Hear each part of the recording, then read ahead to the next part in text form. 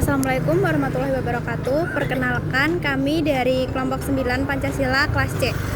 Perkenalkan, nama saya Chelsea Gita Safitri dengan NIM 25010030919. Perkenalkan, saya Nashwa Afrilia Zahra dengan NIM 25131300299. Perkenalkan, nama saya Diospi Pelangi Zakhyari dengan NIM 25130130124. Perkenalkan, nama saya Dan Mario Sedaputar, NIM saya 25130130153.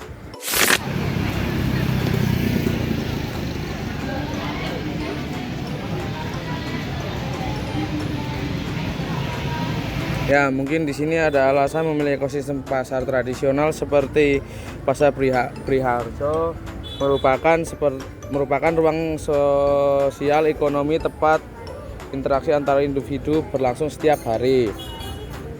Di dalamnya terdapat praktik ekonomi, hubungan antara pedagang dan pembeli, negosiasi harga, kerjasama, kebersihan, hingga pengaturan keamanan.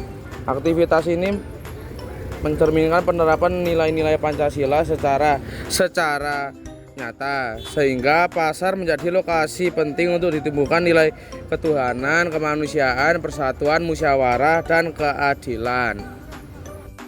Di sini saya akan menjelaskan konsep tentang verbalis, konotatif, dan denotatif. Yang pertama ada konsep verbal. Jadi pengetahuan verbalis itu pemaknaan Pancasila berdasarkan rangkaian kata-kata. Contohnya seperti pengucapan Pancasila pada upacara bendera. Jadi untuk pengetahuan verbalis ini pemaknaannya belum menjadi satu kesatuan yang bisa dipahami secara komprehensif. Yang kedua ada pemahaman tentang konotatif. Jadi konotatif itu adalah pemahaman Pancasila berdasarkan menggunakan akal dan logika. Jadi tidak hanya sekedar pada kajian ilmiah, tidak hanya sekedar pada penelitian atau analisis.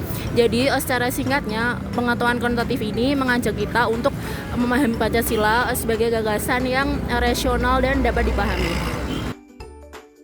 Jadi yang ketiga ada konsep denotatif. Jadi konsep denotatif ini adalah bagaimana kita memahami Pancasila tapi dengan yang keadaan realistis dan kita melakukan pada kehidupan nyata.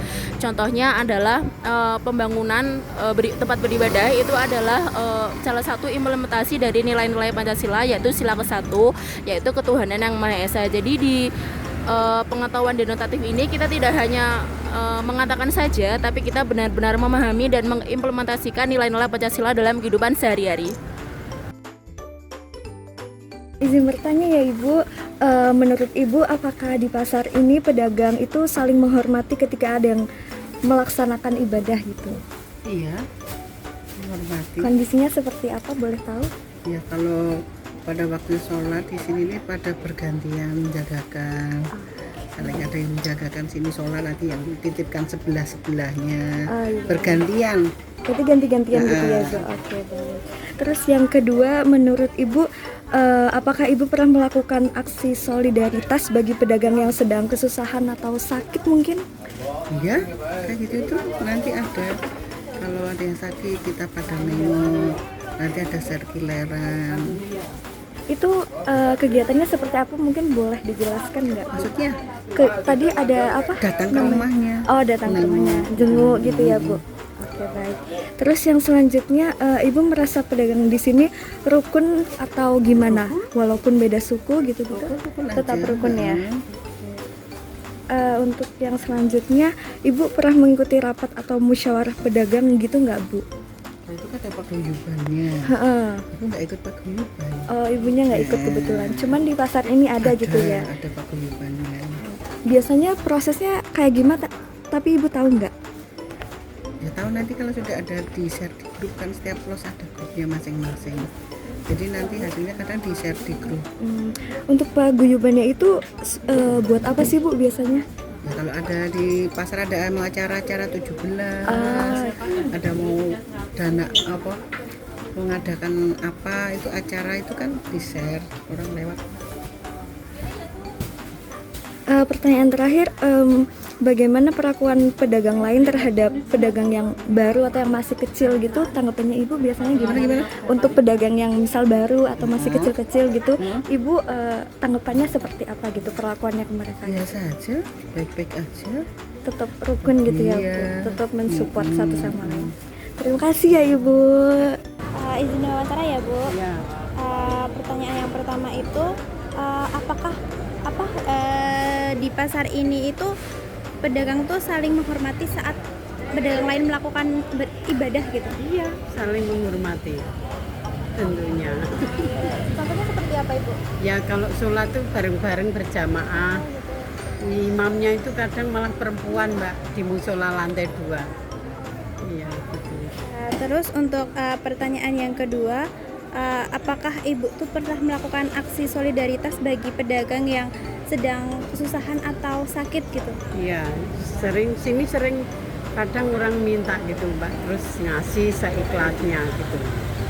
Ya. Untuk pertanyaan yang ketiga, apakah Ibu tuh merasa pedagang di pasar ini tuh rukun meskipun beda suku atau daerah gitu? Ya rukun semua Mbak, ini saling menghormati satu sama lain walaupun beda agama. Terus untuk pertanyaan yang keempat, apakah Ibu tuh mengikuti semacam rapat atau musyawarah pedagang gitu? Ya ada arisan paguyuban, ada ini bayar retribusi KIP gitu Mbak. Kalau boleh tahu itu prosesnya bagaimana ya Bu? Prosesnya ya rapat bulanan. Ya kalau KIP itu sebulan setiap tanggal 24, 25 gitu.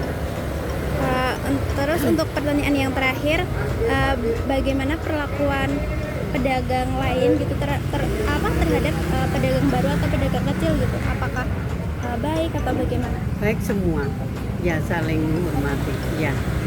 Oke, makasih ya Ibu. Oke Pak, sebelumnya perkenalkan nama saya Eden. Ya mohon maaf nggak waktunya, saya izin langsung pertanyaan saja Pak.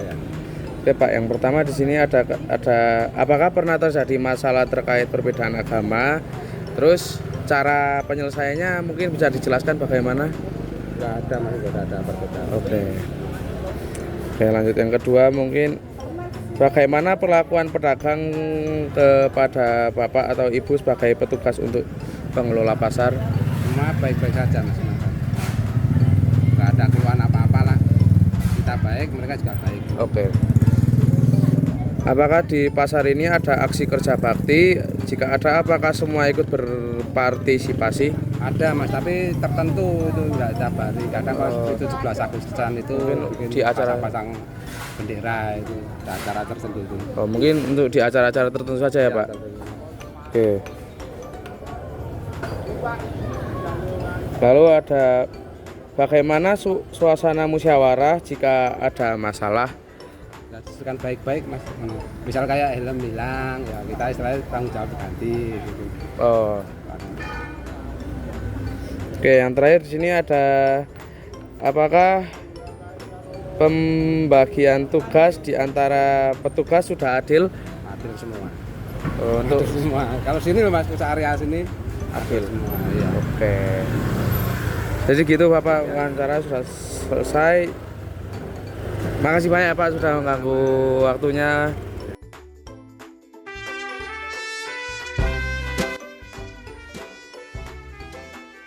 Jadi di sini saya akan menjelaskan apakah ada praktik Pancasila yang mencerminkan hierarki piramidal.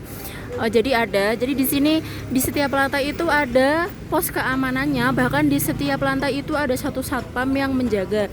Jadi di sini mencerminkan nilai praktik Pancasila sila kelima, yaitu keadilan sosial bagi seluruh rakyat Indonesia, yaitu yang berarti mencerminkan di setiap lantai itu setiap pedagang, setiap pelaku ekonomi itu mendapatkan kesejahteraan secara keamanan. Secara keseluruhan, ternyata setelah kami melakukan wawancara masih adanya beberapa masalah. Yang pertama yaitu adanya beberapa sampah yang masih berserakan. Nah, untuk solusinya mungkin tiap minggu bisa melakukan kerja bakti antara pengelola pasar dengan para pedagang.